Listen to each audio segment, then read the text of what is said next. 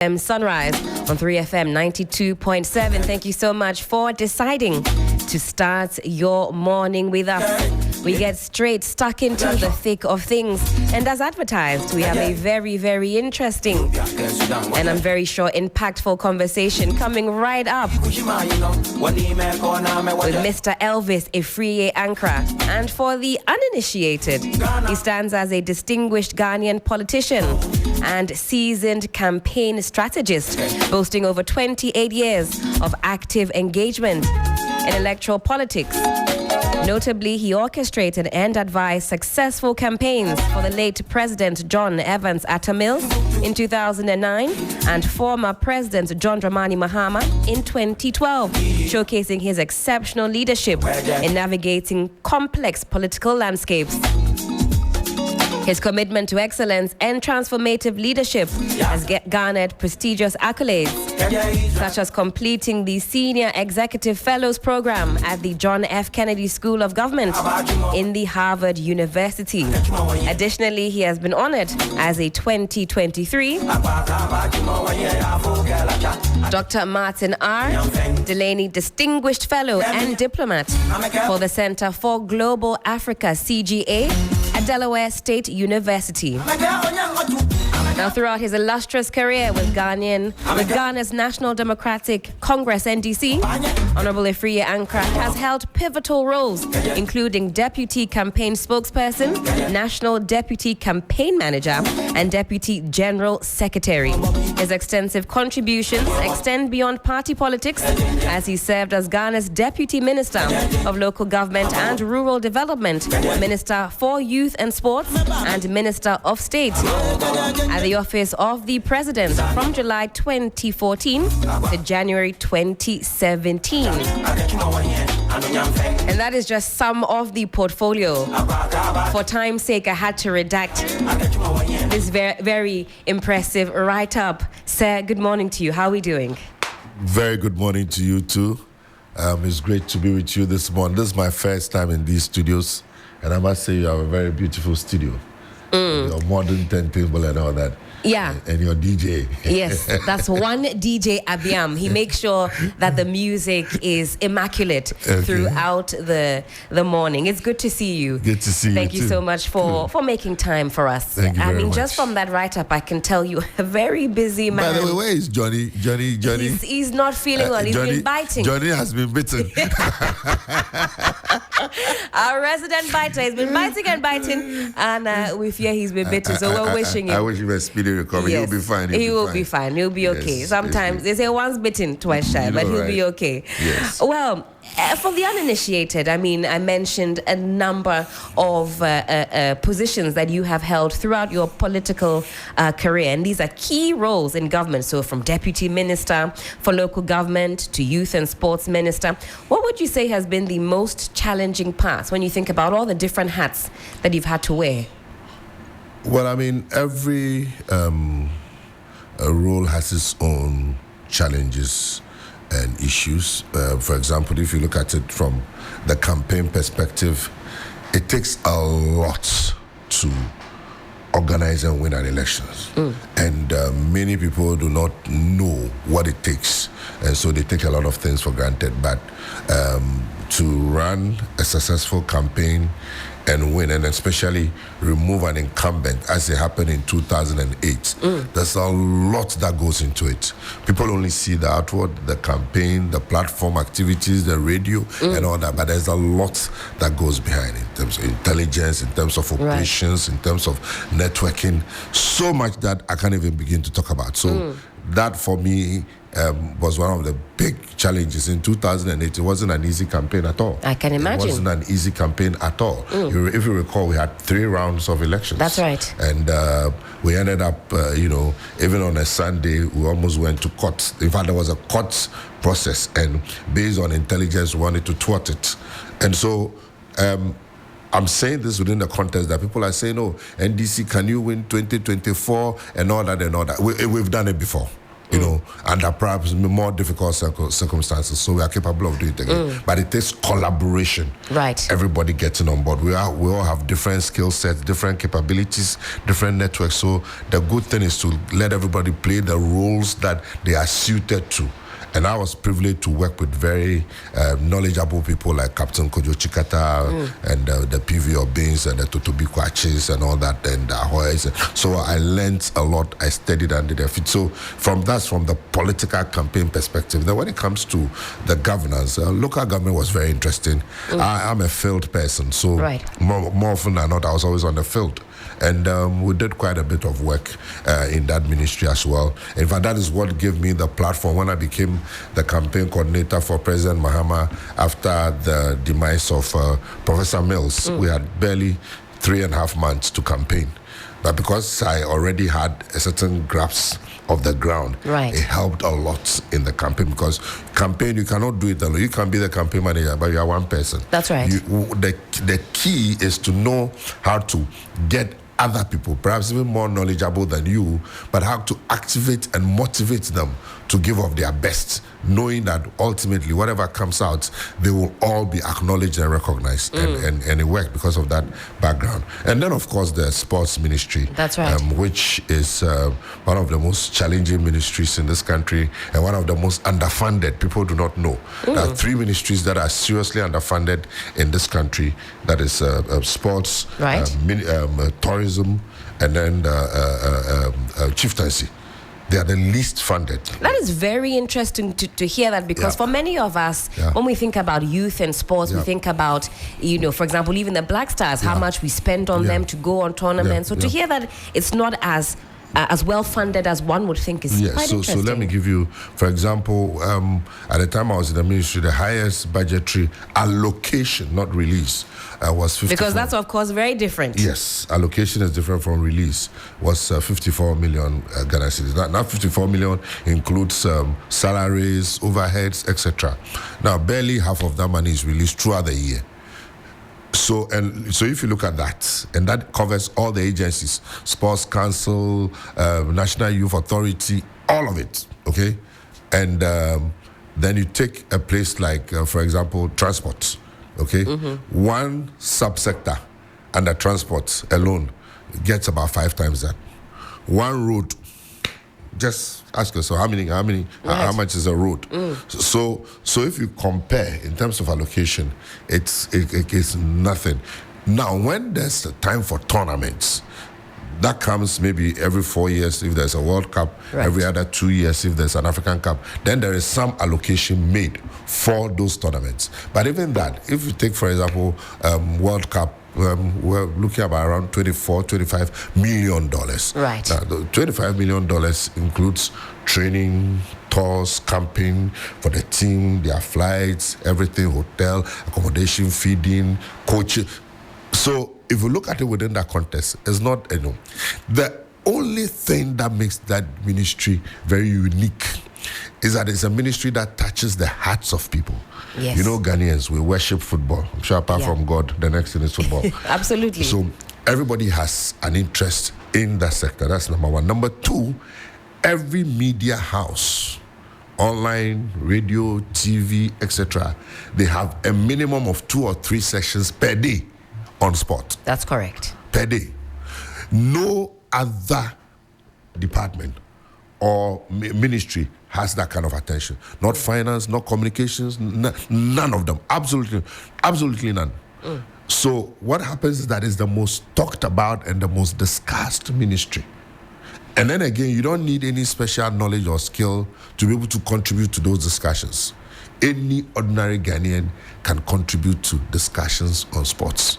If it's about agric, it's about the economy, it's about the environment, you need a certain level of, you can combat to be able to have an in-depth discussion. Some expertise. You need some expertise, and people will normally not go into those. They may talk about the cost of living and all that, but with sports, everybody is an expert. That's right. So what happens is that if you're a minister that is very active, people hear more about you. People talk about you. People talk about the ministry. The ministry is engaged. So what I saw was that within a short time, I was all over the place. That's right. Because we were preparing for the World Cup, and when we beat the Egypt's goals to 1 and all that. So I mean, that was when the Black Stars were the Black Stars. Yes, so it became larger than life. That's right.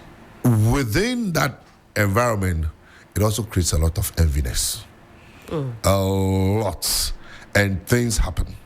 I mean, I can tell you, I cannot go into details, but things do happen. I am clear in my mind that the things that happened in 2014 were not normal.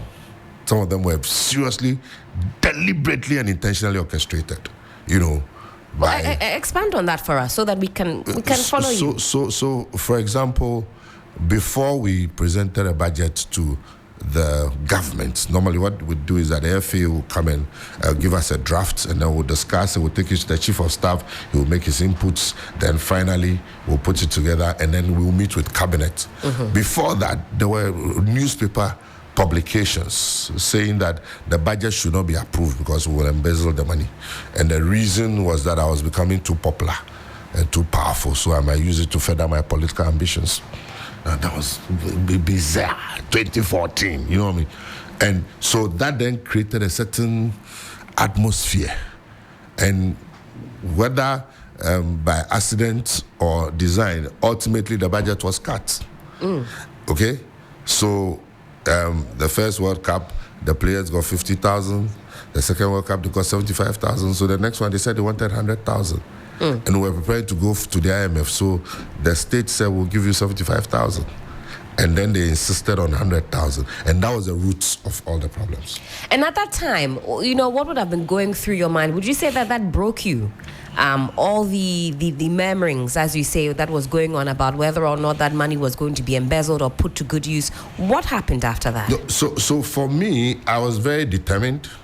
And I knew the team. I knew that was a team that had a potential to make a huge impact in the work. I was very clear in my mind. I mean, they beat Egypt. Nobody has beaten Egypt by 6-1. And at the World Cup, they drew 2-2 with Germany, who ultimately won the World Cup. That's right. And nobody scored Germany 2 goals. In fact, Germany was a very formidable side. I remember that World Cup so well. In fact, according to FIFA technical team, all the coaches in the world, the match between Germany and Ghana was the best match in terms of technical and everything. So we had the potential. But those extraneous incidents, affected the focus of the team. And ultimately, we all know what happened. And then also, for the first time again in the history of this country, and normally when there's a World Cup, the state sponsors supporters. Germany, the state sponsored everything. South Africa, the state sponsored everything. 2014, the state did not have money to sponsor, so I had to raise money from corporate Ghana. So all the 620 supporters that were taken, I raised money from corporate Ghana. I see. Not one dime from government. And again, it put tremendous pressure. So for me, it was more of the missed opportunity that if perhaps it hadn't been for certain interests, we would have made more impact. And it's taken us 10 years. Thank God now we have a new team, and I have a lot of confidence in the new team and the new You talk coach. about the Black Stars? Yes, and I believe that if we give them the needed support, they'll go far. But look, if you look at it, 10 years, we would have made tremendous impact. I was so much convinced that we would have made history for the continent and the country. And we probably wouldn't have won, but we would have gone beyond any other African team. I was clear in that. And that for me was my disappointment, because all the other issues, stories made up, my wife is a cateress, completely made up. And we all, other commission, but Ghanaians, people don't read Commission of Inquiry, Forensic Audit, absolutely nothing, absolutely nothing. I left $4.444 million in the ministry's account when I was leaving. There's forensic audit by Ernst & Young. There's nothing that indicted me.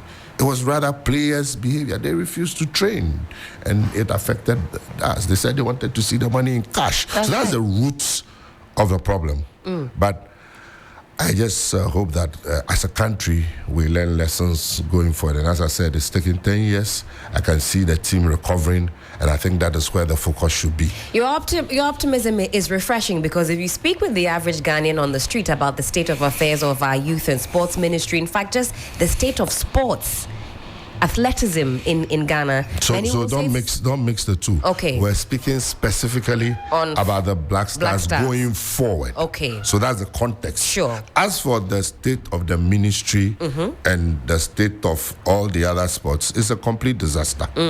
I mean, I cannot be optimistic when how many millions of dollars have been spent on food? That's where I wanted us to head to, because Ghana's performance at the All Africa Games and the Olympics has been a topic of discussion. If you tune in, even now, long after the games have come and gone, the discussions are, what really did we put, the monies to? Lots of millions of dollars allocated to these All African Games. So from where you sit, were you paying attention to the All Africa Games? Did you tune in? Were you in attendance? What did you make of the entire program? Then we get to the monies that were allocated for various things that Ghanaians are asking. Did we really get value for money? Did we really get that impact that this All Africa Games should have had? Well, I mean, as a citizen of Ghana, and as anybody who is concerned about the progress of this country, if we're going to host a major tournament like that, I mean, I'll be interested, and I was following. First of all, the quantum of money that we were asking for was a bit worrying, and then they went to Parliament and asked for approval. So first, they took a loan, a huge amount of money, to do the infrastructure. Then they went to Parliament and asked for approval. I think they asked for less than 200 million or so. That's right. At the last check, I am told that they've spent over 400 million. That definitely raises questions. Over 400 million Ghana cedis for what? We do not know. And the issues are coming up. For example, if you look at the accommodation. That's right. Accommodation, we are told they spent about $16 million US dollars to do renovations. That's right. I was a lecturer at UPSA. At the time we were at UPSA, it wasn't like this. And through IGF, they've been able to put up magnificent structures. Now, that multi-purpose 2-story, 10-story building on 2 twin towers that you're seeing is costing about 14 million or so. So if you compare that with all the facilities and you look at renovation, where they put in air conditions and a few other things, it raises a lot of questions. And so that's why a couple of days ago, just like every other Ghanaian, I called that there should be an investigation. There should be a serious investigation. In my time, when issues came up, there was a public inquiry. Nothing was hidden. I mean, people say it was a cover-up. How can you have a cover-up when there's live broadcast, public inquiry? Everybody was there seeing. So we need an investigation, because the questions are too many. The quantum of money that has gone into this tournament, and 15 million US dollars for food, by which companies? All these things need to be on net. You say we need to trace it back. Who's providing the service? Who's providing the food, and so on and so forth? In my time, I remember we took supporters to the airport. Right. Okay? And we gave them soft drinks and water. They asked for receipts. And it was about 15,000 Ghana cedis. They asked for receipts. In Brazil, when we were coming back, or I think one of the matches or so, supporters that were fed at the airport, they asked for receipts. Fortunately, Honorable Edouard was the one in charge. He left the receipts in Brazil. He had to organize to get them back. We accounted for everything. It was a proper forensic audit by Ernst & Young, an internationally reputed organization. So we can't have a situation where millions are just spent on tournament. There are questions, lack of accountability. Look at the mess with GBC, between the GBC and the minister. And the ministry, with the discrepancy in the amounts. We need to get to the bottom of it. These are things that we cannot just, wash away and wish away.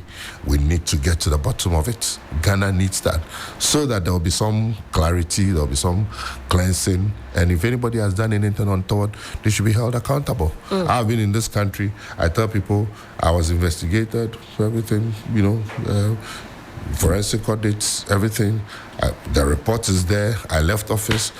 Before this government came, they were talking, making a lot of noise. They came, they saw the report, they realized that there was nothing. I've never been invited even to a fire service station before, let alone a police station. Because it won't happen. You see, some of us, this mindset that all politicians are thieves is a problem.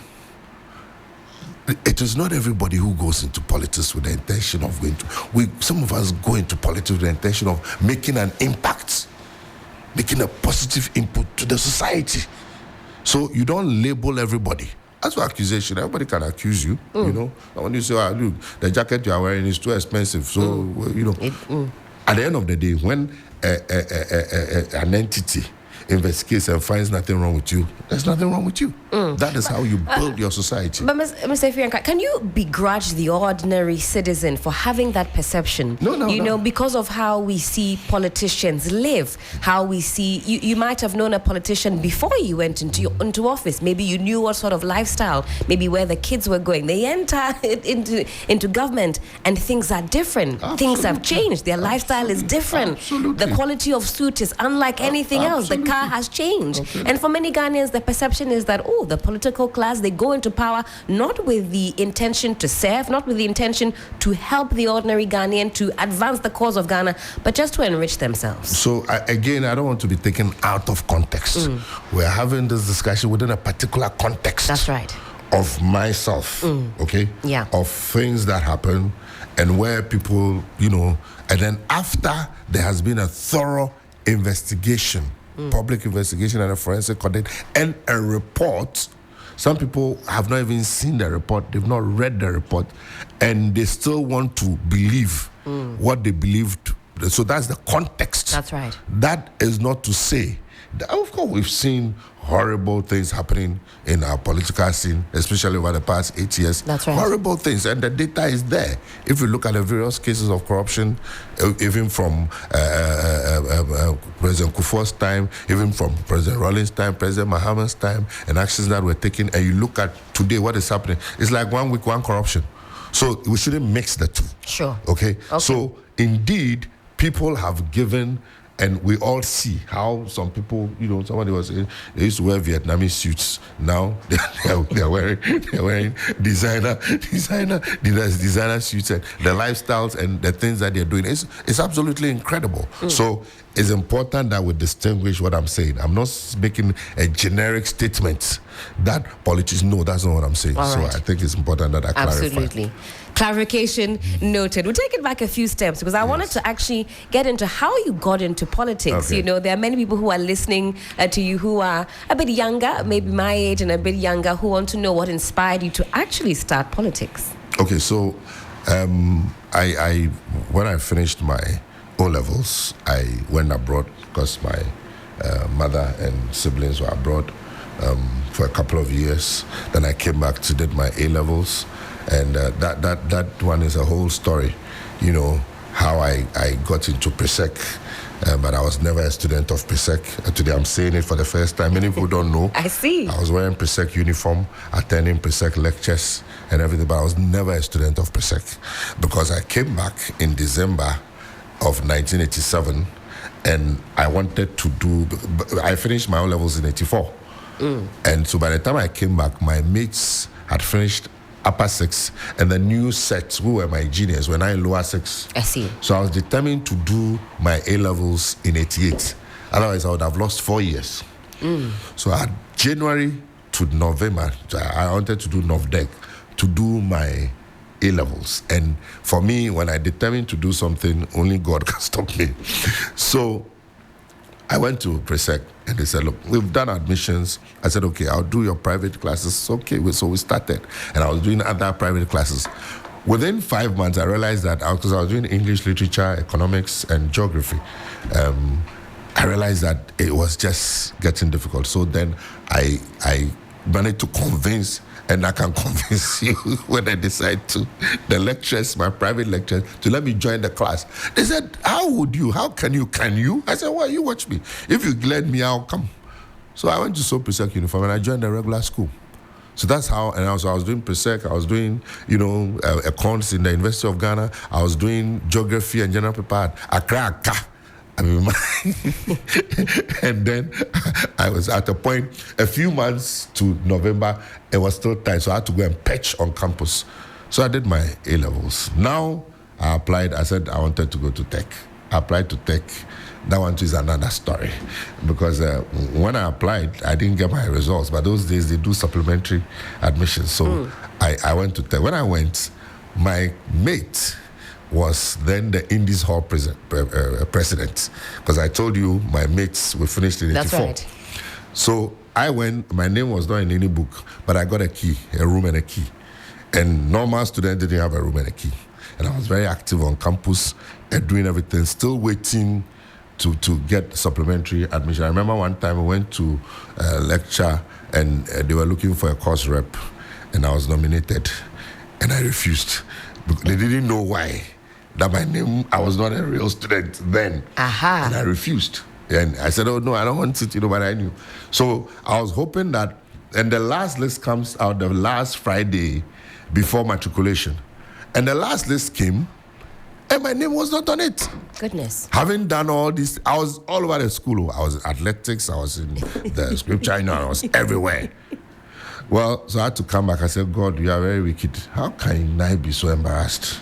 Meanwhile, my auntie's husband that I was staying, when I came back from the UK, he said, oh, you're a young, dynamic man. Charlie, everything's about money, business. So he was into spare parts. So he went to show me a shop at Okanshi and said, look, I want you to be going to Nigeria and France to be bringing Peugeot parts and all that. And I said, no, I want to go to school. So imagine this same person, you say you're going to school, right? Yeah. You've gone and come back to the same house. It wasn't easy. I can imagine. God had a purpose. So the following year, so I did another year of national service, and I applied to Legon, and without anything, I got admission to Legon. So that's how amazing my political journey started. That's how I met my wife and all that. So in Legon, when it was time for the SRC elections, friends convinced me that I should go and contest. And I gave it a thought, prayed about it, and I went in for it. And I won. So that was 1994. SRC elections, and I happened to have stayed in office for 2 years instead of the regular 1 year, because that was the time when lecturers went on strike for a year. And so I was in office for 2 years, and within that time, together with my team, we set up Radio Universe. We built it, we put it there, the antenna, everything. We're the first officially sanctioned private radio station in Ghana. Amazing. And when we set it up the first time, it was running, we were doing test transmission. Then Radio I also started transmission. So the state came in and closed both stations. And at that time, our frequency was 99.7. Okay, that's what your Joy is using that's today. Right. We didn't understand frequency, richness, and all that. So when they closed it, then we said, well, we give them a deadline that if they don't return our frequency, we'll turn the whole country upside down. Oh, yes. And if you check the records, between the time I was SRC president and NUCS coordinating, subsequently I became the NUCS coordinating secretary. We had done about 11 demonstrations against... 11? Yes, against the government. Meanwhile, I was pro-Rollins. I wouldn't say I was an active NDC person, but I was a Rollins fan, and everybody knew it. But for me, it was about principle. It was about the students' interest. And all those demonstrations yielded positive results. If it's loan we want, we'll get it. Because we'll march to town and take over the Ministry of Finance. So that's how my politics started. Then after that, then I worked in the private sector. I worked with Mechanical Lloyd as a sales and marketing officer, travel around the country. It was interesting.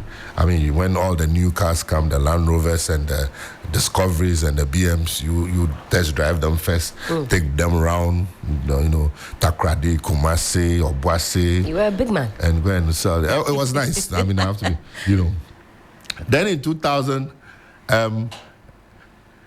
the wind of change was blowing. That's right. But my community, I've lived in East Legon virtually all my life. Said, there was a controversy about the way we won Ayawaso West Wagon in 96. So they felt we needed a new candidate. So I was convinced to go and contest.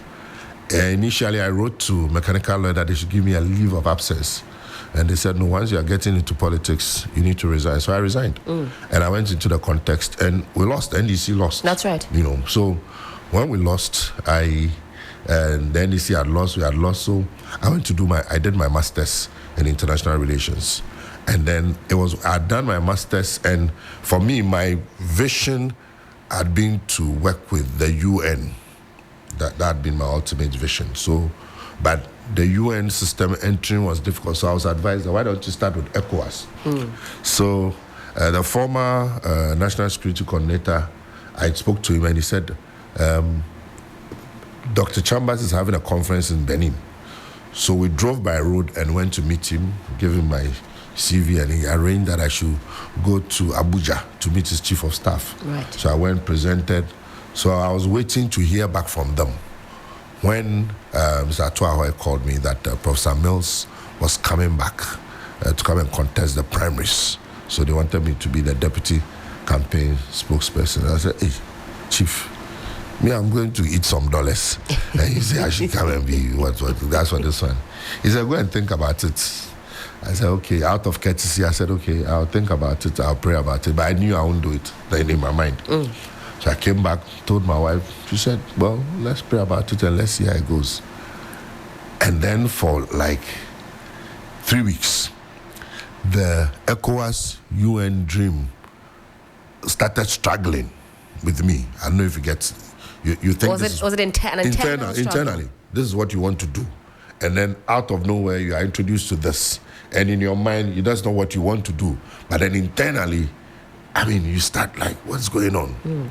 So he called me again and said, look, this is your UN or ECOWAS that you want to go. If you go and 10, 15 years, 20 years, you come back, don't you think you'll be a stranger? You come and start from square one. That really got me thinking. So after about another 3 weeks, I went back and said I wanted to do it. So that's how I joined the President Mills campaign team. They had done about 2 regions. So they were going to go to Ashanti region, and I joined them.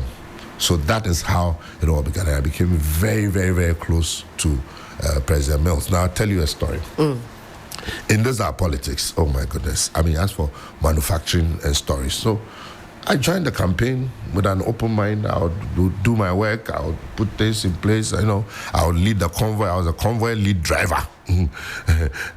You were driving yourself? Yeah, Nizam Patrol. I was a convoy lead driver. Then I would take the lead, and then we'll go, and then I'll put things together. Then I'll introduce him, speak. Then I move to the next point, advance. I was all over the place.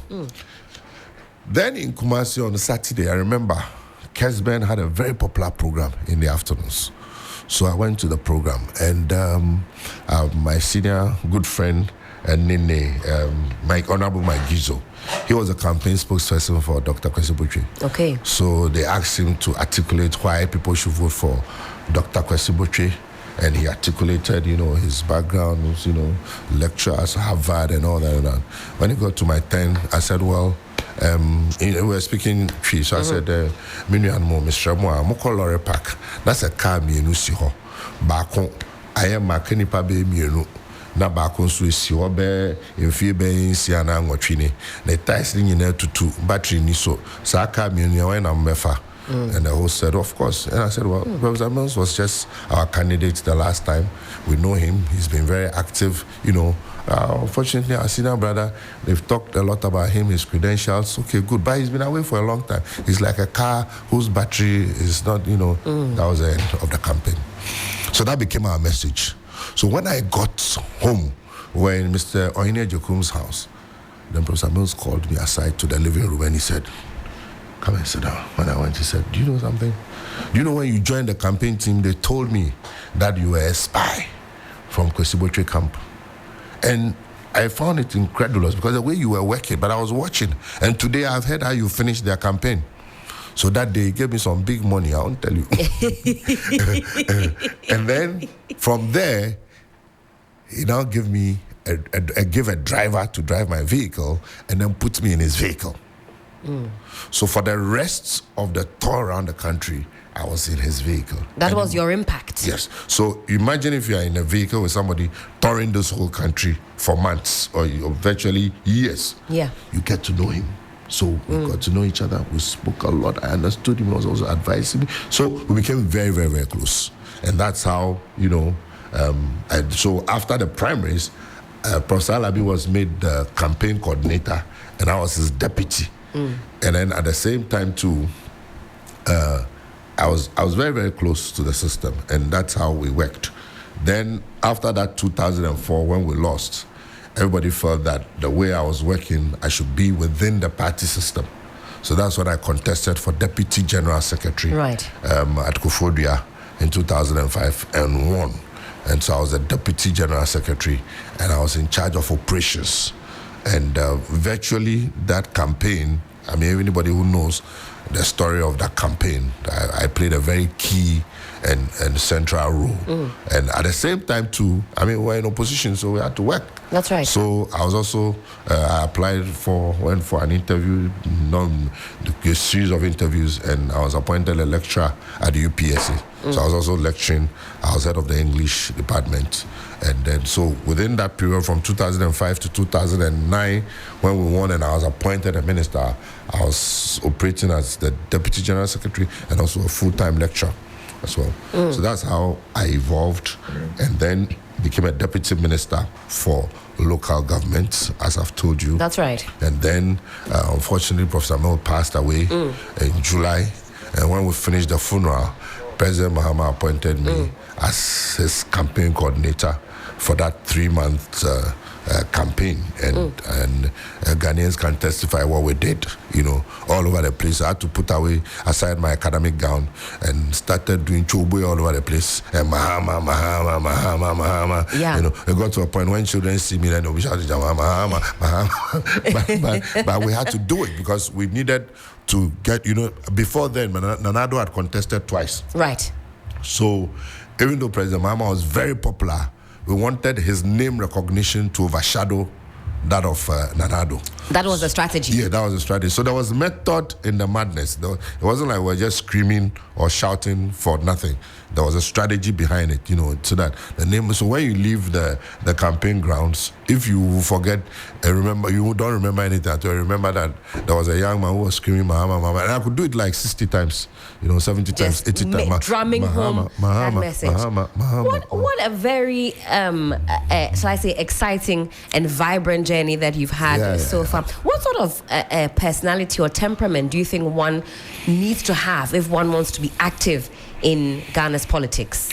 I think that you need different types of temperaments. You don't need a particular type of temperament. You need different types of temperament. But I think the key for me is adaptability. You must learn to adapt to every situation. You must be open. You must learn to learn. You must learn to communicate, and you must learn to listen.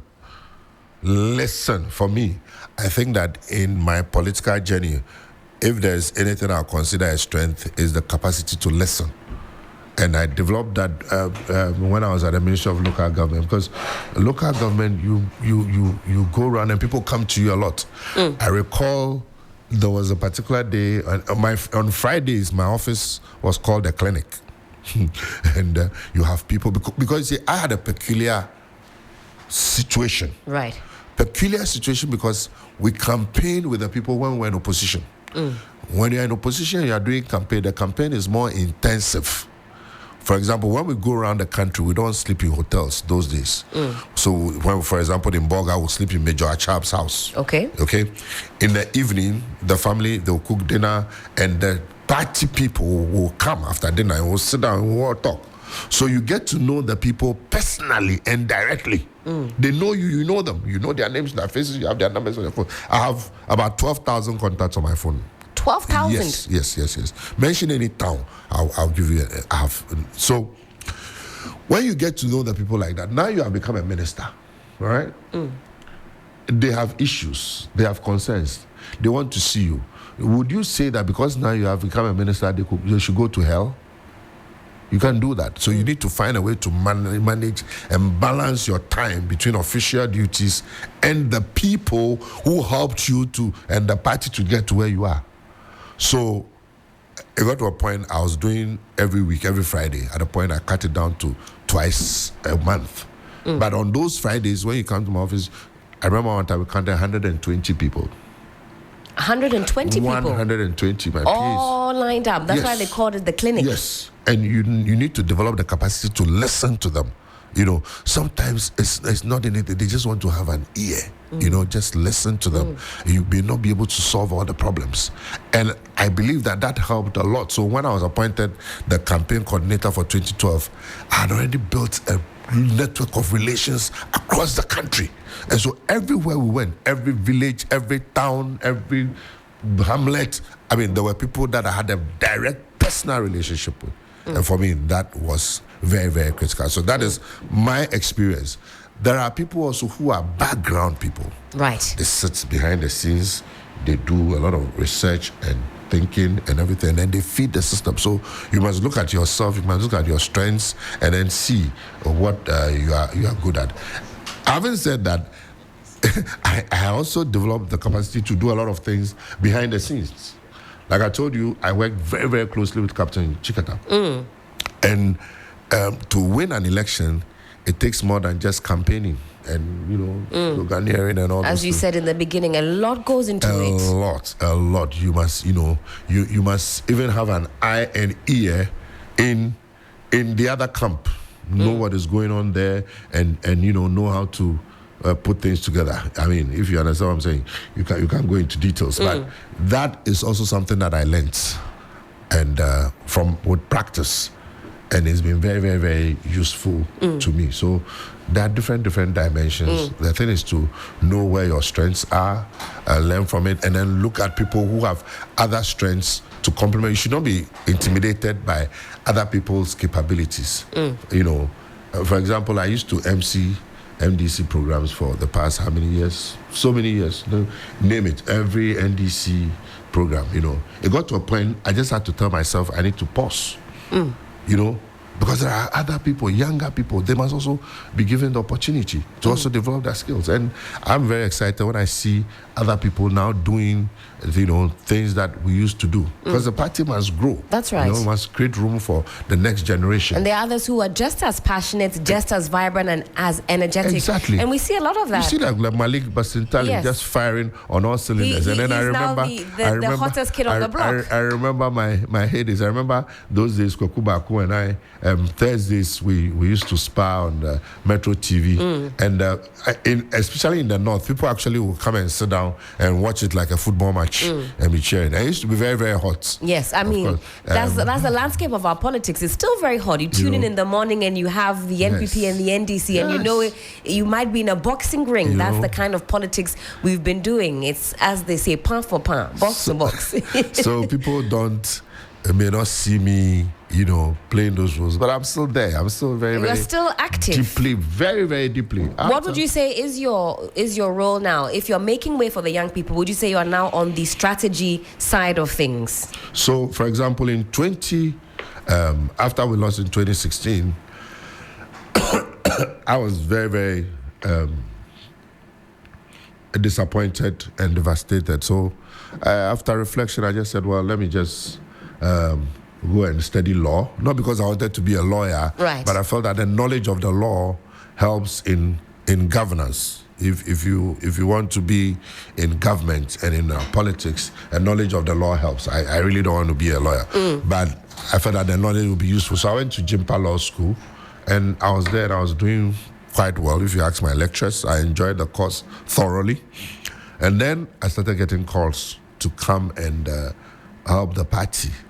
I had my reservations, you know, because of some experiences. But ultimately, I felt, well, call of duty. So I accepted, and also I was appointed director of elections for the 2020 elections. And we did a lot of work. So now let me put that in context. Sure. Usually in Ghana, when a political party comes to power, people feel, rightly or wrongly, that they are entitled to 2 terms. Yes. So unless something extraordinary happens, the notion is that, okay, they've started, let's allow them. That's right. It's not something, when you ask people, they will tell you, but it's subconscious, it's there. So you get a cohort of the electorate, maybe 5, 7, 10%, who will just give the incumbent another term. Now, we took office at a time where the NDC had lost the 2016 election by a margin of 1 million votes. That's right. We had 106 seats in parliament. The MPP had 169 seats. That's right. Working together, and within the context of election directorate, we're able to put things in place. And by 2020, in spite of tremendous challenges, and those challenges, I cannot talk about them now, maybe one day, but tremendous challenges.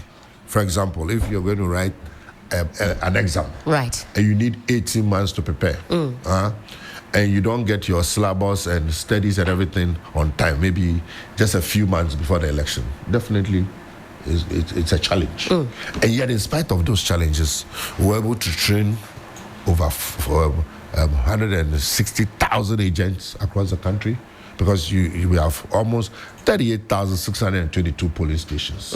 But you do extra, so you run up about 40,000. Okay. Times 4 per polling station.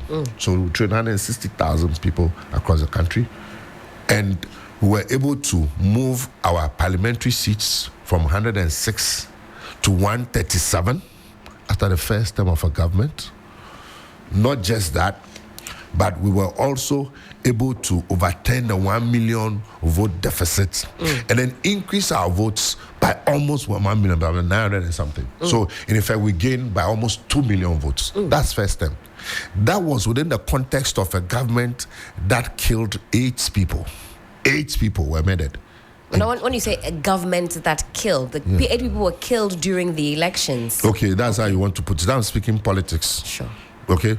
I'm with you. So, 8 people were killed under the watch of this government. Okay. Is that better? Rephrase, I'll accept it. Okay, so yes, but it happened during the elections. That's right. Okay? That was within the context where 5 seats were virtually stolen, snatched. Esikado Ketan, if you hear the story, what happened? Sefiri also, what happened? Takwan Swayem, what happened? Techiman South, what happened? And one other in the north. So from our analysis, we had 142 seats. But even if you're looking at the face value, 137 with one independent speaker, yeah, you should look at that. I'm saying this because many people who do not understand the context say, oh, we didn't collect results. No, it's completely preposterous. That cannot be. So these are the facts. And also, looking ahead, a lot of people are saying, so are you sure that when people vote, you'll be able to protect the votes? And I want to assure all, and I know we'll come to going forward. Yes. So should I hold on, or I can just... In fact, let's jump into it, because when we started the conversation, one thing that you mentioned is that a lot of the commentary seems to suggest that this is going to be a very formidable task for the NDC, because the NPP have said that they are going to break the 8. You've heard comments from the likes of Dr. Brian A. Champon, we will not hand over power, and so on and so forth. You've heard from the president himself saying that he's not going to hand over power to an NDC government. And for many people, that sends certain signals, and that seems to suggest that the NDC will have quite a bit of a task. But I'll let you ruminate on that just a little bit. We go on a very quick break. When we come back, we get into how the NDC is going to strategize in order to win the election. Former President John Dramani Mahama says it's time for a reset. You've got many Ghanaians who seem to buy that message, who seem to buy that agenda, that where we are now deserves a reset. We go on a quick break. When we come back, we get into matters concerning the 2024 election and other questions. A lot of you are sending in your comments and your questions. Rest assured, they will be answered. This is still 3FM Sunrise on 3FM 92.7. A bank that cares for you. Hand in hand, we stand with you. So lift your head up, big dreams are waiting. We'll walk with you wherever you go. Where all your dreams are alive, CBG will make you smile. We will rise with you. Your business will flourish, your name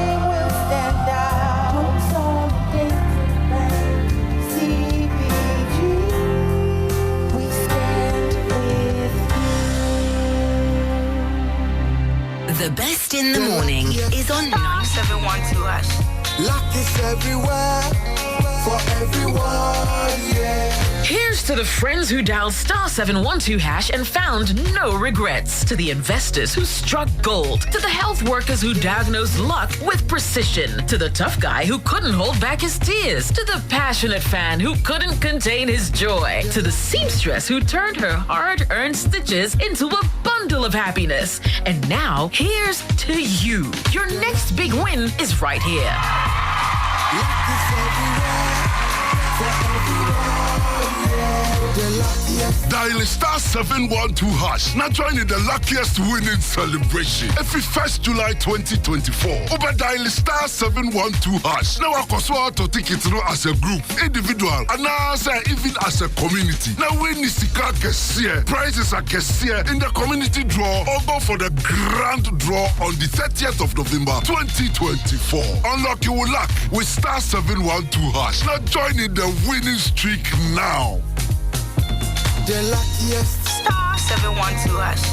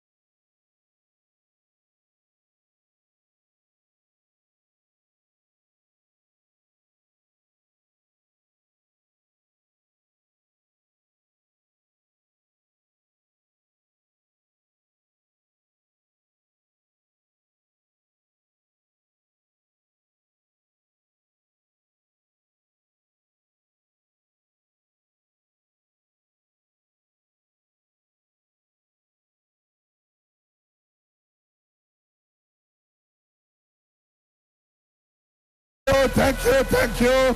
It's happening live here at the Tsunami Nation Park. Victory 2016. One touch. When I say Jamama, everybody lift up your thumb.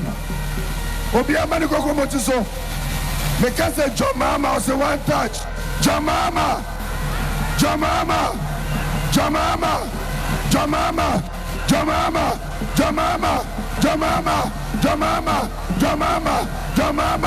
FM 92.7. Very interesting indeed. And we are back. This is still 3FM Sunrise on 3FM 92.7. It's a one-on-one with Elvis. Afriyie Ankrah is in the studios this morning. And you thought you might have been listening to the voice of a pastor. No, that was just the very energetic, very, very energetic Mr. Afriyie Ankrah on the Campbell Trail. He says, when I say John Mahama, you say one touch. I think that voice could have been used to save souls. I'm Very. a preacher, you don't know. Oh, I see. Yeah, I'm a lay preacher. Okay. Yeah. Okay. I belong to evangelism. Sometimes we do missions even outside the country. Okay. So that vibrancy is still present. Yes. I hear people say, "Oh, why don't you form a church?" You know, I believe that I've not been called to form a church. I believe I've been called into politics. People get it wrong, and that's why we have all kinds of problems. You see, there are different types of calling. This is your calling. That's right. So if you say because you have a voice, so you are going to form a church, you may have problems. And if it's not working, you start doing shortcuts. My calling is politics. That is my calling. When I'm going for a political program, I prepare as if I'm going to preach. Yes. You know, I'm an intercessor. You need to have another program for another day. Okay? To get into that. The party, since Professor Mel's time, we have an intercessory group. Quiet. These are things you don't talk about, you know. And by the grace of God, I've been running it and managing it more often than not with my own resources. Still now? Yes, to a large extent. It was after 7 years. So I try. It's difficult, you know. But these are not things you want to put out in the public domain because you're not doing it to man. Right. You're doing it to God. So it's between you and God. It's a covenant. When we see politicians mount the stage, right? It's almost as though something has come over them. And that's why sometimes after certain utterances we're told, well, it's political talk. I was on the campaign trail. What is that thing?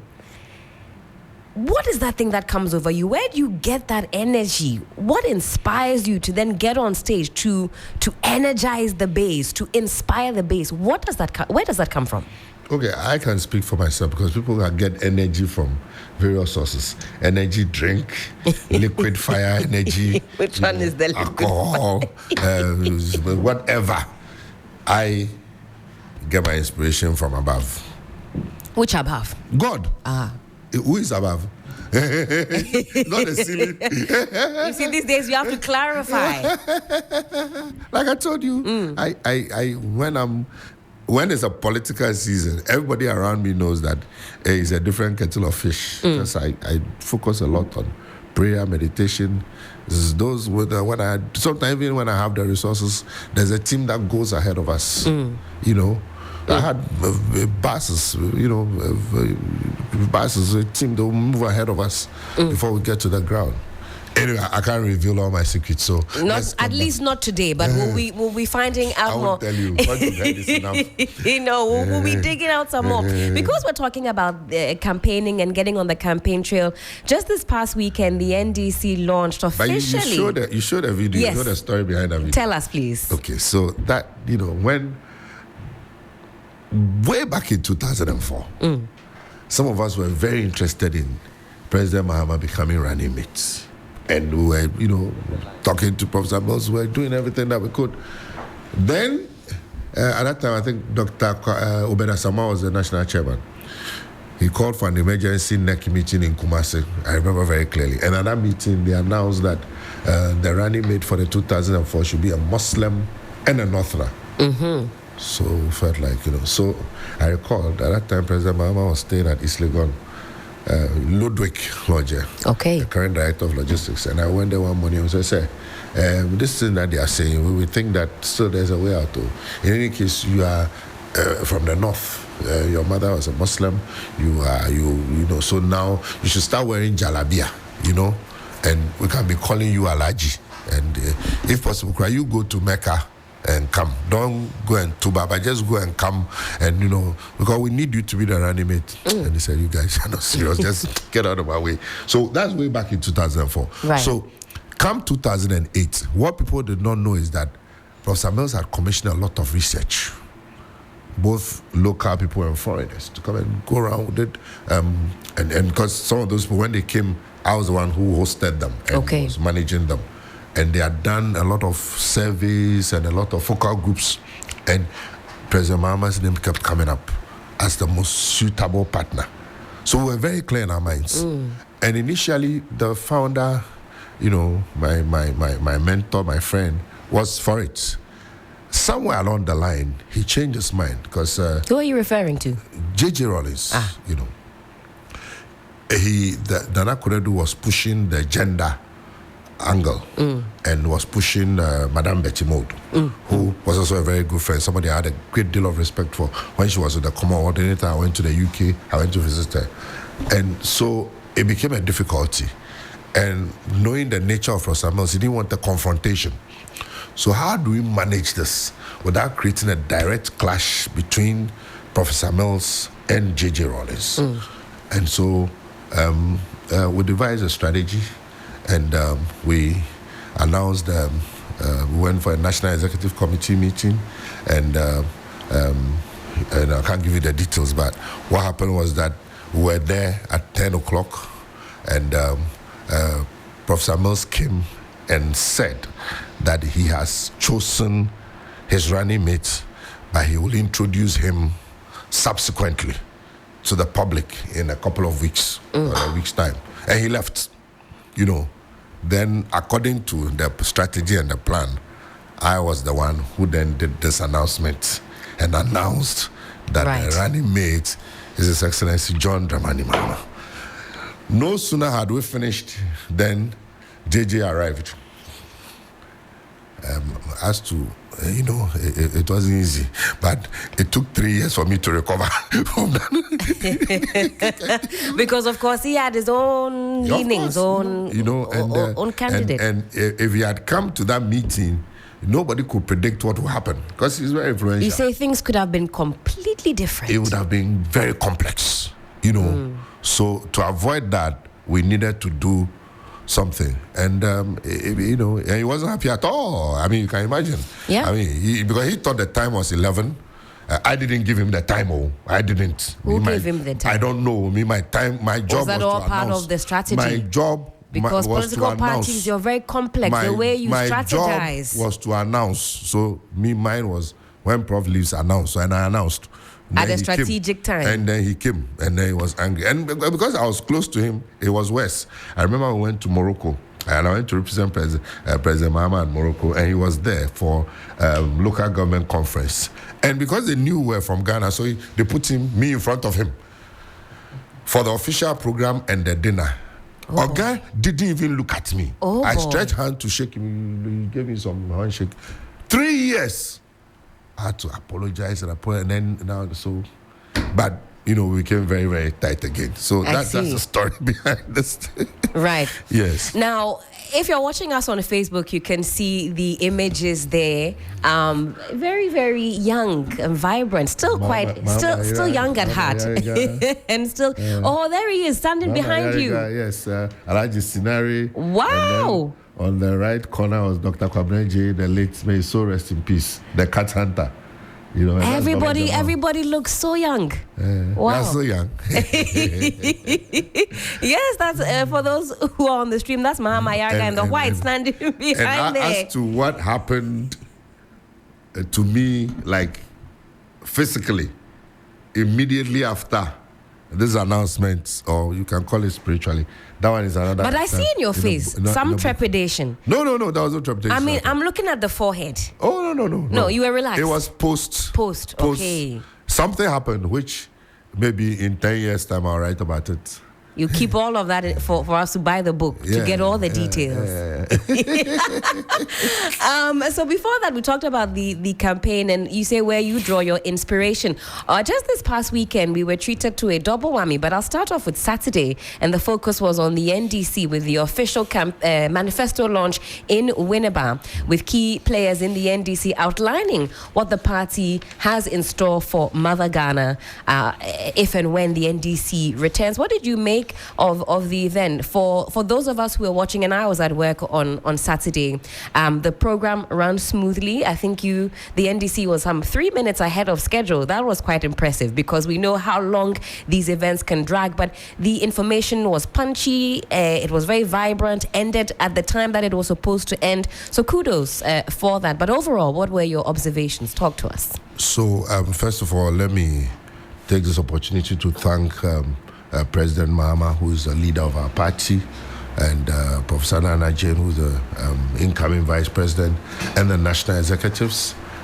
for putting together such a formidable team and that produced the manifesto. I was privileged to be a member of the manifesto committee. And then I was also privileged to be a member of the manifesto launch planning committee. And the manifesto was unique in the sense that what people do not know is that work started like 2-3 years ago.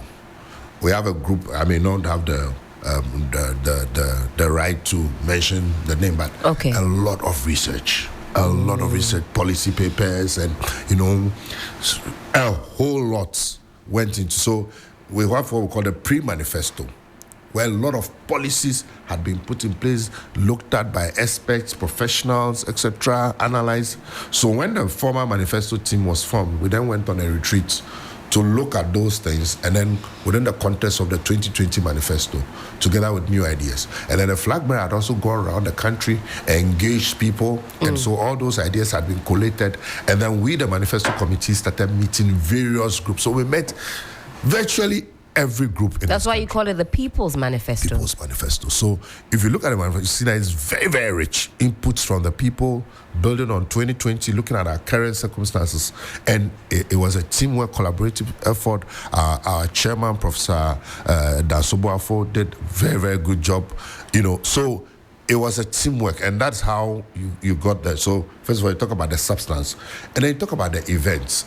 I was very, very embarrassed when I watched the MPPs. So this is this was on Sunday, the Sunday's event, or you mean the MPP's manifesto launch? Yes, okay. Launch. Okay. Because for whatever it is, anybody watching globally will look at Ghana.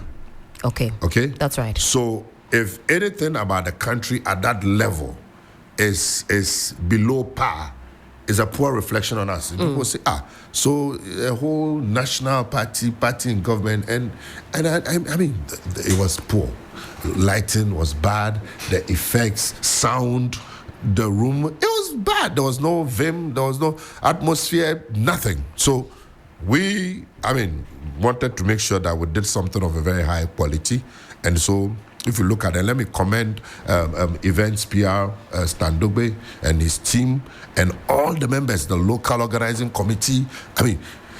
We put in a lot. I was in Winneba from Wednesday. Okay. Even though I wasn't feeling too well, but hey, the job had to be done. Right. And all members of the team, everybody put in their maximum effort to ensure that, one, we had a good content, but then we also needed to have an event, And then if you look at, the outside was, as somebody would say, was drumming more than the inside, because I was outside about 95% of the time. Okay. Because I was coordinating between the security and the protocol. Okay. So for 95% of the time, I was outside. For the first time, we introduced an innovation where we had stands where people could go. We had an exhibition on the manifesto. We had various booths.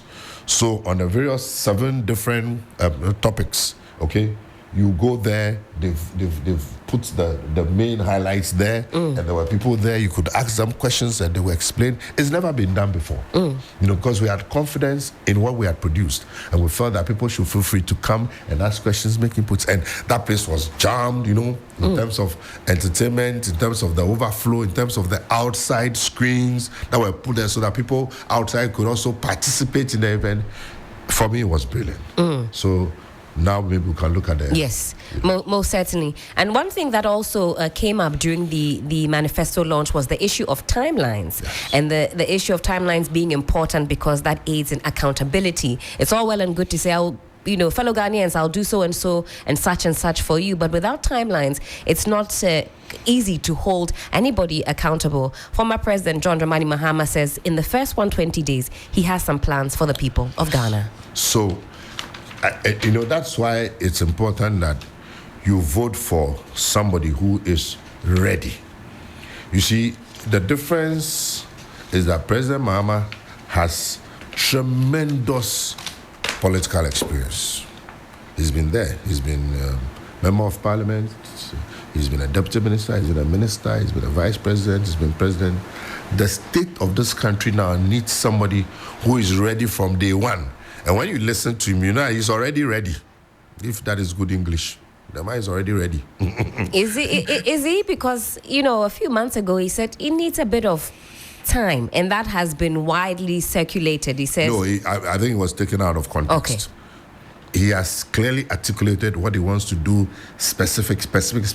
Okay. But if I use this analogy, maybe you understand. He said, if I sow those seeds, you don't expect that it's going to germinate within 24 hours or a day. Okay. It will take time for those things to manifest. So that's the context. All right. It wasn't like he doesn't know. He knows exactly. He said within the first 14 days, he's going to complete the list of cabinet ministers for parliamentary approval. He's going to constitute the leanest and most efficient government under the Fourth Republic in 90 days in office. He's going to establish a robust code of conduct and standards for all government officials. And I believe him. See, when we talk about the fight against corruption, it's about the person's track record. I was President Mahama's campaign manager. Do you know what that means? Eh? Do you know what it means to be somebody's campaign manager? Tell us. Apart from my personal relationship with him, when issues about me came, he didn't say, because of this, no, he constituted a public inquiry. Public, live on TV for everybody to see. There was no cover-up, okay? Victoria Hammer had the thought. She didn't even actualize it. She was dealt with. She said she wished she could have some, I can give you money. copious examples. Today, Opana, when the things happen, offer. When I said Opana, your face changed, so I've changed it to offer. Offer. I just want to make sure that everybody knows who you are referring Okay, to. or Nanado. Okay. Clearing agent. Okay? So, they talk about code of conduct. Hold a national economic dialogue to discuss the true state of the economy and prepare a homegrown fiscal consolidation program to guide the budget. No, because I've heard people say, the taxes that he said is going to scrap, how is it going to affect That's the IMF right. program? We have a track record. Before we went to IMF, we had put together a homegrown proposition. What we call the Senchi report. Yes, exactly. And quite interestingly, from the IMF, they say it was one of the better reports because there was collaboration. There was collaboration. So before we went to IMF, we had our plans. All they did was to validate, because you need the international community to validate. So unlike our friends who went and they had to be told what to do, the first 90 days is going to scrap all these taxes. First 90 days is going to review taxes and levies on vehicles and equipment imported into the country for industrial and agricultural purposes. And I hope that we'll have some time to talk about the agri sector. Very important. Because the minister, instead of focusing on the sector, planting for food and whatever it is talking... Sorry. I wanted to say rubbish. Talking irresponsibly. He was seeking to, purchase some hotels. He's parked that for now. Yeah. And now he's back talking a Greek with us. No, we're following him. He was talking about the whole Hanover. That's the context region I'm talking about. Right. Commence drafting needed legal for the 24-hour economy, establish an accelerated export development council, which he is going to chair. Because we realize that the major problem with our currency is that we are too import dependent. That's right. So if we want to transform the economy, we need to change the trajectory of the economy from import dependency to exports. Okay? So we export more, that's agro processing, then that will lead to industrialization. Convene a national consultative conference on education to build consensus on needed improvement to the sector. I mean, you've explained this over and over again. They still keep telling people that we said we'll cancel free SHS. Let me repeat for the umpteenth time. We are not going to cancel free SHS. It has come to stay, but we need to look at how to make it better. So a review. Yes, it's a review. The review is not cancelled. Implement a no academic fee policy for all first-year students in public tertiary institutions, universities, colleges of education, nursing training institutions, etc. Now, those of us who are in the political space, every academic year, when the year begins, if we tell you the kind of pressure we go under and the kind of stories, it's very, very painful to see a bright young person is getting admission to the university and cannot pay. I mean, we have that here, so we're always soliciting for funds and all of that. And it's very heartbreaking. And sometimes you are exhausted. You've helped 5, 6, 10 people, and the resources are just not there. And somebody will come to you teary-eyed. What will you do? It's not there. So there's a major intervention. Introduce the following social interventions free tertiary education for persons with disability, and then the Ghana Medical Care Trust, the Mahama Cares Fund. Look, in this country, so if you want to really know how Ghana is, go to police station, hospital, where's the third one? Court, then you know. So the health of the people is critical, and that is why we are introducing the Mahama Cares, commence the distribution of free sanitary pads to female students in primary and secondary schools. When we introduced this, I'm sure you had a ridiculous propaganda that was going on. So perverse. I don't understand. Young girls, because of their biological reasons, they've gotten to a certain age, they don't earn any income, and you want to support them to go through that stage, and that also is a problem. So we are bringing it back. Institute inquiries and forensic audits into the following matters of public interest: the collapse of the banks, the financial institutions, illegal printing of money. This governor, he's printed money, over 74 billion Ghana cedis, at the time when the laws of this country state clearly that you cannot do so without parliamentary approval. That's right. You should be ready. National Cathedral, single COVID-19 expenditure, PDS, Japa, SML, ambulance spare parts, 13th African Games, Sky Dream, Pualugu Dam, mass sets, Galamsey fraud, all these things also, because people are also saying that, well, NDC, you do father for all. When you come to power, you are going to let these people get away with what they've done. It's not going to happen. That's what people want to know, because we haven't seen the logical conclusion for a number of these. So you mentioned, in fact, we have Cecilia Dapa and the money saga, a lot of issues that Ghanaians want finality to. In fact, the list is, as at 2 months ago, it was up to 100 plus, and it keeps growing. Like I told you, I was very close to Professor Mills.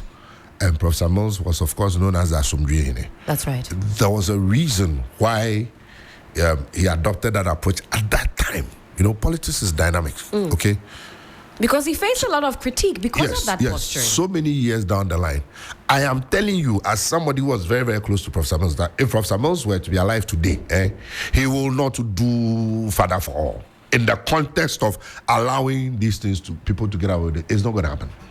So if he and God bless his soul, he's gone. President Mahama, and I've given you examples that in his own government, when issues came up, people very, very close to him, he instituted investigations. So if the same person tells you that, look, all these matters, I'm going to deal with it, believe him, it's going to happen. It's going to happen. Nothing will stop it. And that's why our friends are desperate and talking. You say they don't want to leave the post for... I'll come to that. Okay. It's to government policy banning political parties from purchasing state assets. You want to buy government lands, hotels. Why? Allocate seed money for the establishment of the Women's Development Bank. The women are very, very critical to the development of any country's economy. Yesterday, I was at a program on the SMEs. The research shows that over 90% of people working are within the SME range. The total number of the Ghana payroll is less than 800,000. SNET has about 1.8 million. So private, public sector, 1.8 million. If you put that together, it's less than 3 million. The rest of people who are employed are under SMEs. How do they get support? They're also Ghanaian citizens. They pay taxes. So this is going to be major transformational. Our market women, young people selling here and there, you know, and then the various job creation programs, a Jumera program, National Apprenticeship program, and 1 million coders program. Now, let me then segue into why we will win the elections and why all the noise they are making is their own perturbations and psychology. They are, you know, okay, I wanted to use a certain word, but you see, if you tickle yourself, and you laugh, it's not self-deception. One can call it that. Good. So what is the context within which we are going into the 2024 elections? So everything has to be within a certain context. That's right. The context is that we had a party that came to power and made all kinds of promises. And don't forget, Nana Addo had been seeking political office for so many years. That's right. And so people believed him. Let's challenge this man, he's suffered. Let's give him a try, okay? Now, what are some of the things that he said? I shall protect the public purse. All Africa Games, has your public purse been protected? All the numerous scandals, uncountable, and every day they are coming. Has your public purse been protected? I'm too old to steal your money. I already have my own. Really? Yet Sikaso and so a come there. Now a common near you. Try me and see. We have tried you and we have seen. I am not corrupt and I'll never be corrupt. Really. Really. He appointed Martin Amidu as his key advocate, the one who was to champion the fight against corruption. That's not me saying it all. Martin Amidu, having worked with him for 3 years, from all that he saw and the PDS and all that, Martin Amidu came out and said what? That Nanado and his MPP, Nanado is the mother serpent of corruption. What else do Ghanaians want to hear? And Martin Amidu is supposedly independent, right? He appointed him because he believed he had integrity. And when he appointed him, they defended him. He's a man of principle and all that. The principled man that he appointed resigned and said, you, all the corruption going on, you are the capo di tutti di capi. You are the mother serpent. Primary, who? Okay. I can develop Ghana without borrowing. The money is here. So President Mahama, when we're leaving office, the total debt stock of this country from Ankrah was 120 billion. That's right. President Mahama borrowed 54 billion. Out of that 54 billion, there are things we can show. Okay? The hospitals, the schools, the roads, the markets, name it, overheads, airports. There are things to show. Nanado and his MPP, within this short period, they have borrowed 620 billion. 620 billion. 54 billion in 4 years. 620 billion in 8 years. I mean, what is there to show for it? There is nothing tangible. If you talk, they say free SHS. By their own account, the Minister of Finance recently, by their own account, they haven't even spent up to 20 billion. So where is the money? So it's a colossal mess. The money has been stolen. The money has been misused. The money has been misapplied. I'll transform Ghana in 18 months. We recall the president saying He said that. I'll not operate a family and friends government. Have you seen the Japadia document? Have you seen it? And you see, well, the president says we should disregard it. It's detractors who have come together to fabricate this particular documentation. You see, nobody knows the authors of the documents. Knowing how the system works, it is possible that it could be an aggrieved person among them who may have leaked it, or maybe somebody through the process, it came out, whatever it is. The reality is that the things in the document, over 70-80% are happening. What they'll do with the judiciary, what they'll do with various institutions, how they'll capture various entities, it's all happening. So his opponents imagine all those things. What kind of imagination is that? You should give us a break. I'll fight corruption with announced principles. Announced at the point is even fighting for his life. I'll make the Kole Lagoon and the Odo River a tourist site. I'll build a factory in every district. I'll give every constituency $1 million every year. I will arrest the dollar. You see, that's why Bawumia has no business coming near the presidency.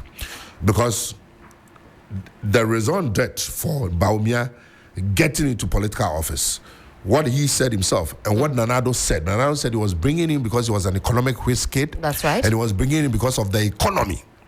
Bawumia himself said that when the fundamentals of the economy is weak, the exchange rate will expose you. At that time, the exchange rate was 4 cedis. Our debt to GDP ratio was about 54%. Today, our debt to GDP ratio has gone now over 100%. That's our right. rating, our time it was B-. People said, hey, it was not good enough. And he spoke all the big English. Today, we don't have a rating. I think we were junk status. Junk. Just a rubbish. For the first time in the history of this country, pensioners' money that they invested in government bonds, which is supposed to be the safest. If you do economics anywhere in the world, government bond, they'll tell you they are the safest. For the first time, government has defaulted.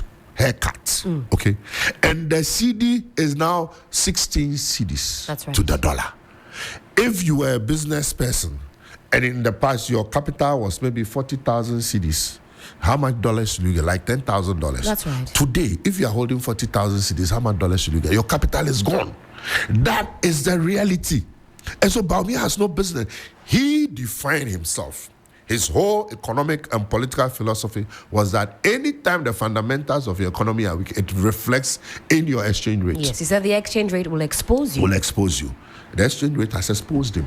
So what is it that he could not do in HS? And last I give them a very silly And in answer. fact, on Sunday, I listened to him keenly. I've replayed back what he had to say. And a young journalist from Metro TV, Vanessa, in fact, she posed that question to him. She said that 3 cities, 82 pesos, the fundamentals were weak. So what do you have to say, Mr. Vice President, now that the dollar or the city dollar has reached 16 cities? Well, what he had to say, the Vice President, was that in 2022, we saw the economy virtually collapse. He likened the economy to that of Sri Lanka.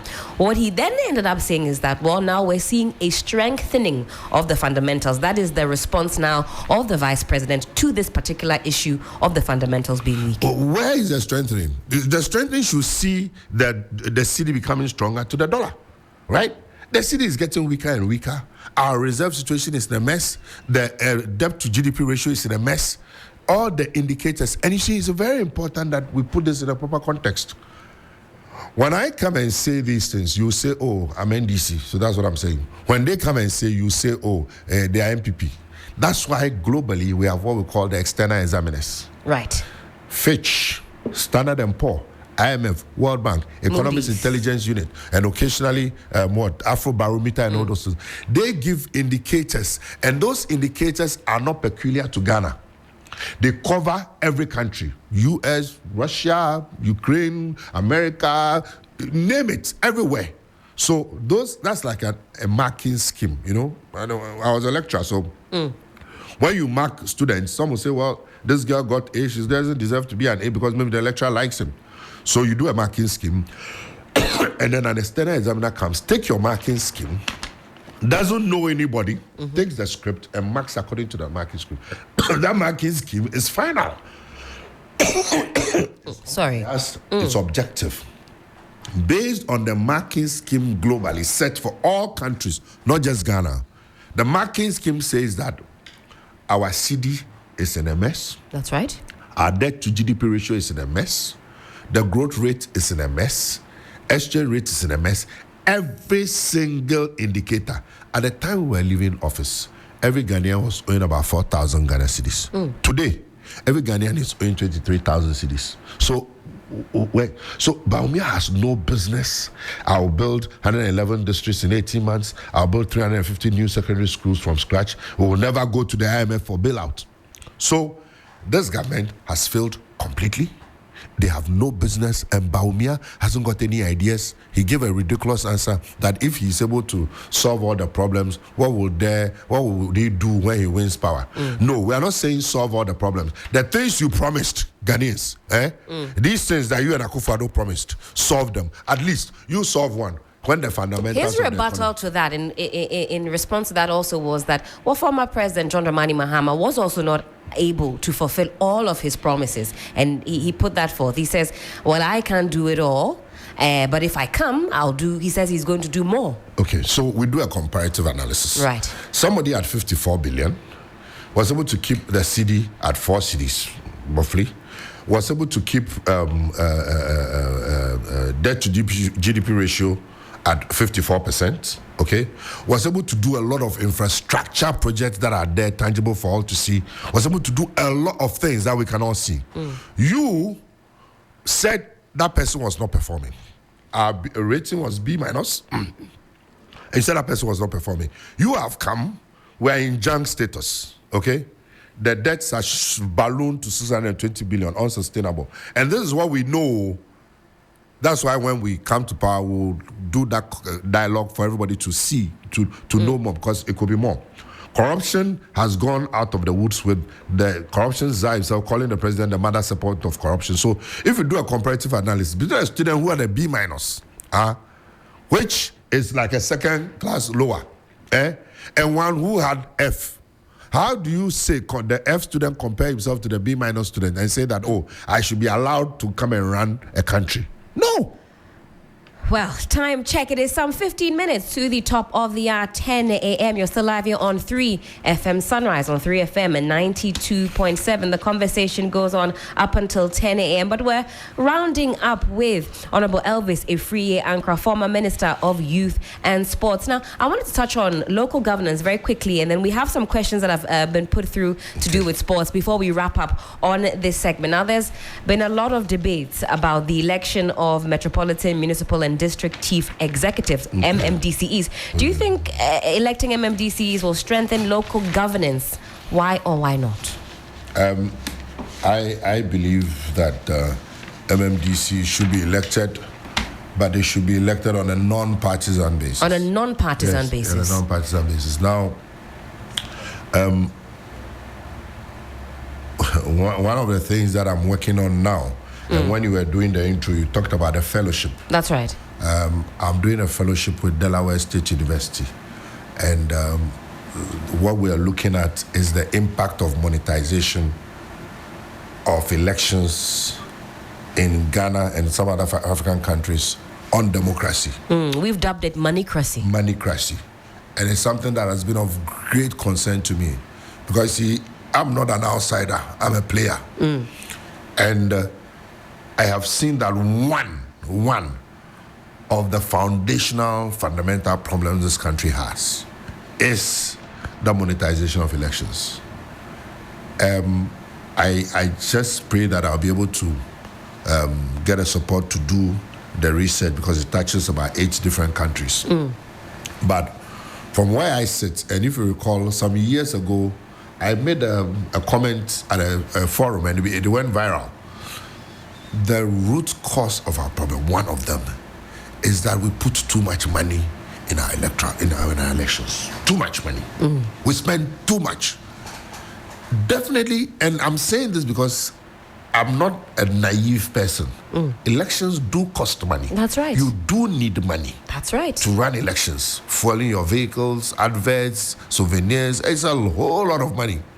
However, we need to look at our situation as a developing country and ask ourselves, does it really make sense that every 4 years we'll come together and spend what? Billions? And no political party will be ready to tell you how much they spend, especially incumbents. Thank you. Especially incumbents, how much they spend on elections. Have you wondered why after almost every election, the economy tanks, goes down, the indices goes down? You've heard recently about what they say, agric, something, food shortage. That's right. Where food shortage looming, pumped into that. Ordinarily, if there's going to be food shortage and the government wants to intervene, is it not good news? It's great news. But based on our experience, you know what is likely to happen. There's going to be a vote buying spree. The same way that COVID-19 funds were used to buy votes, they shared the money like confetti. So by the time we finish the elections, we are in a deeper hole. So we need to find mechanisms that we can manage the quantum of money we spend every 4 years on elections. Already we are spending too much. Too much money. And you say you are doing research and yes, that. I think this is something we can definitely expand on at a later date. Yes. It's a very complex the context conversation. Why I'm saying that when it comes to the district assembly elections, the candidates must not be elected on partisan basis, because when we do that, the bad habits that we've not been able to cure in the mainstream politics, we are going to carry it wholesale into the district assembly elections. The candidate comes in, he borrows money, finds money, takes money, whatever it is, spends millions to get a seat. When he comes, what is he going to do? He has to recover. He has to and make because he's been voted for, he now has more authority. So the contrast, his wife and children, he'll give it to them. So we shouldn't be tempted to go there. Sure. People must be you. If you have the capacity and the capabilities to be an effective district chief executive, people must vote for you, not because of the size of your pocket or the political party you belong to. You must vote based on your track record, your contribution to the community, etc., your skills and abilities. That is where we should be heading towards. Absolutely. Now, I've got a sports question, this one from our sports fraternity, and then we wrap up on this conversation. Only some 10 minutes to go, and then we have to say goodbye on this segment. Now, the question is, how do you compare the Kurt Okraku administration to the Nyantechi administration within which you were the sports minister? We want to know. I haven't really paid too much attention to the Kurt Okraku administration, but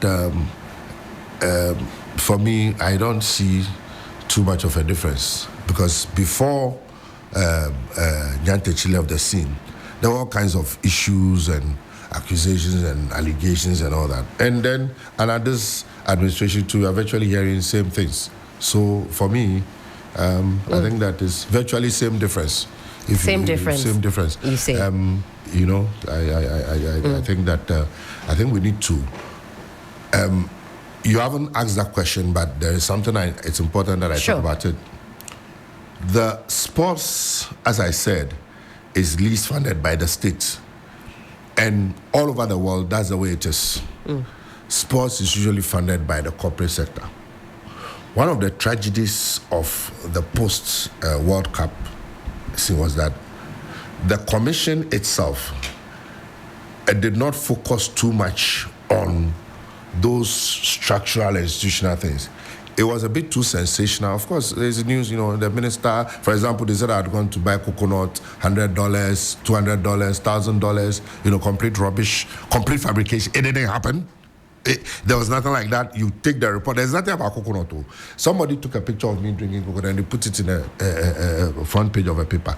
Complete fabrication. My wife was a caterer. Complete fabrication. My mom, replica jersey. I told you my mom doesn't live in Ghana. She doesn't even know the difference between penalty and free kick. She has no idea.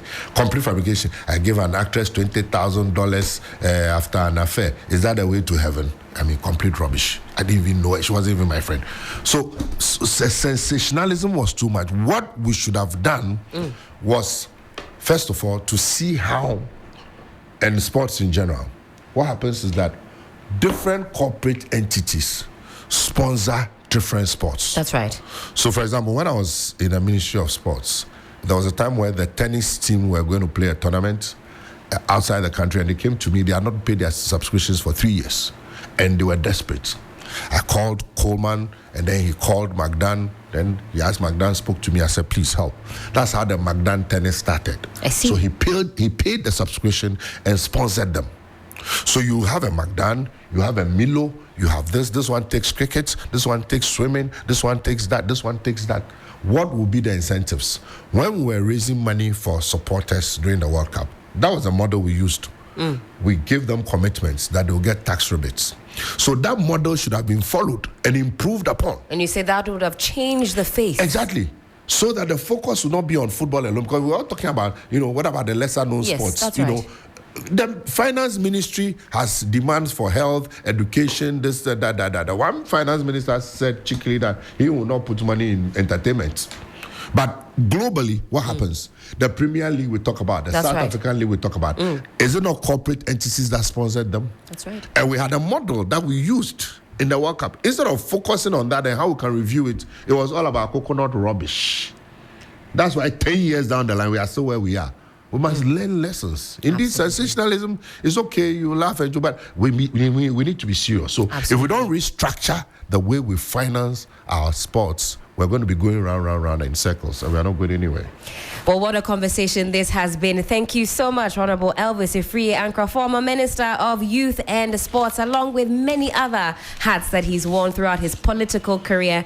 It's been a very, very wonderful morning, sir. Thank you so much for deciding to stop by. We have a part 2 because there are more secrets, I mean, more to reveal. We just touched the surface. Just the surface. There's so much. Absolutely. But I wish you a very wonderful Wednesday, and don't be a stranger to 3 FM Sunrise. Thank you.